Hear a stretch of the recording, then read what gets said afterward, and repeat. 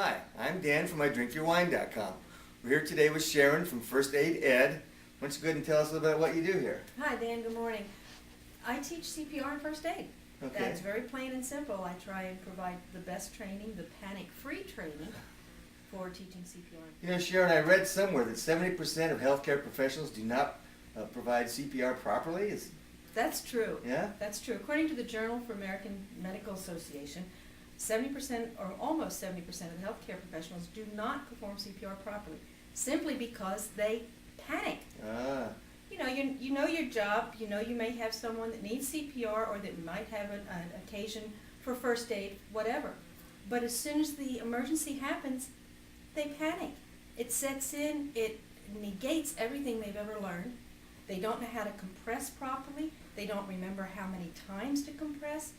And lots of times their panic leads them to doing nothing at all, including calling for help. So don't we have compliance laws that ensure that those working with the public are properly trained? Sure, we do. And we even have classes that are offered. I mean, you can go and look in the phone book and see all kinds of places that teach CPR and first aid.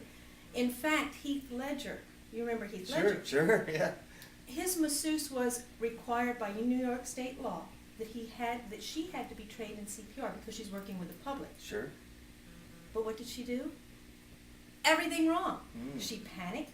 She called his girlfriend, for crying out loud, like she was going to help do CPR over the phone. Right. Exactly. So the problem is that Heath Ledger didn't really have to die.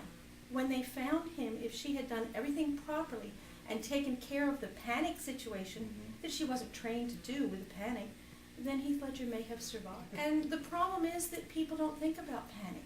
Yeah, I can do CPR. I've been trained. I went to class and I pushed on a dummy and I breathed and I heard all this stuff and I even took a test. So I got this little card that says I'm certified. Sure. And that's true.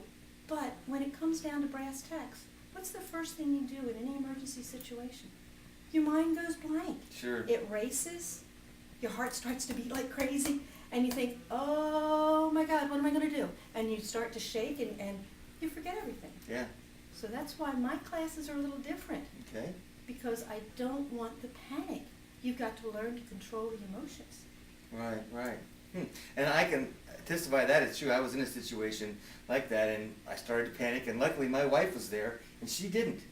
Mm-hmm. And she got it together for us to call 911, but I just froze. So yeah, well, I can testify to what you're saying for sure. So luckily your wife was able to not be panicked, so she was able to take care of the situation.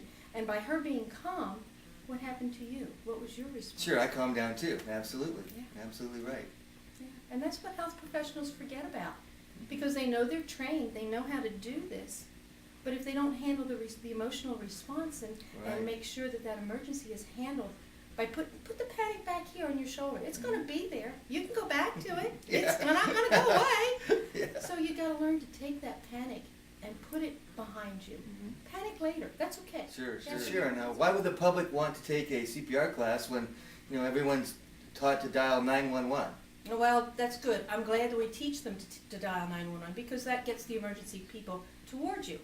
But once you stop breathing and the brain stops getting oxygen, it starts to die in 4 minutes. 4 minutes, and it dies 10% every minute thereafter. So you do the math. Wow. How many minutes do you have before the brain's totally dead? Yeah, 10, 15 minutes. about 15 minutes. How long do you think EMS is going to take to arrive, on average? That's true. Anywhere from 5 to 10 minutes, depending upon whether or not they're in the station or they're on a call. Yeah. So you've got to be the middleman. You've got to provide that CPR. You've got to keep the oxygen going and the blood flowing to keep that person alive so that when EMS arrives, they can take the advanced steps to maintain that life or enhance that life or be able to maintain the living. Do you know that on average, 360,000 people a year have heart attacks? 360,000 people a year. That works out to be roughly 1,000 a day. Yeah. And of that 1,000, 900 die. They die. You only have 10% chance of survival if you have a heart attack with no intervention. Okay. Having CPR, then guess what? You get another 30% chance of survival. But think about it.